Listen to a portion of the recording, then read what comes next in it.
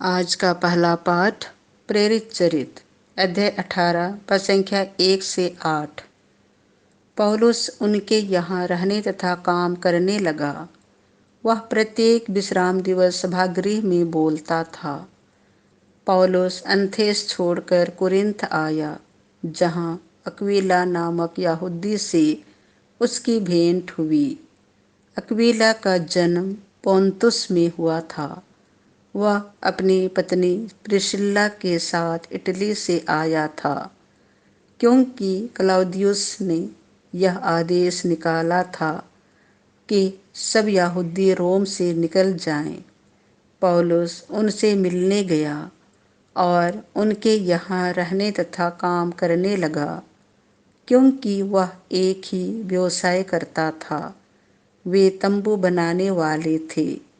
पौलुस प्रत्येक विश्राम दिवस को सभागृह में बोलता और यहूदियों तथा यूनानियों को समझाने का प्रयत्न करता था। जब सीलस और तीमुथी मकेदोनिया से पहुँचे तो पौलुस वचन के प्रचार के लिए अपना पूरा समय देने लगा और यहूदियों को इसका प्रमाण देता रहा कि यीशु ही मसीह हैं।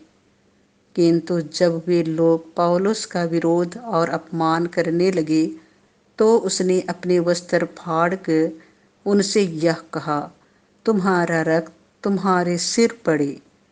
मेरा अंतःकरण शुद्ध है। मैं अब से गैर यहूदियों के पास जाऊंगा। वह उन्हें छोड़कर चला गया और तीतुस युस्तुस नामक ईश्वर भक्त के यहाँ आया, जिसका घर सभागृह से लगा हुआ था। सभागृह के अध्यक्ष क्रिप्पुस ने अपने सारे परिवार के साथ प्रभु में विश्वास किया। बहुत से कुरिन्थी भी पौलुस की बातें सुनकर विश्वास करते और बपतिस्मा ग्रहण करते थे। यह प्रभु की वाणी है। संत योहन के अनुसार पवित्र सुसमाचार अध्याय 16 पद संख्याएं 16 से 20। तुम शोक करोगे, किंतु तुम्हारा शोक आनंद बन जाएगा।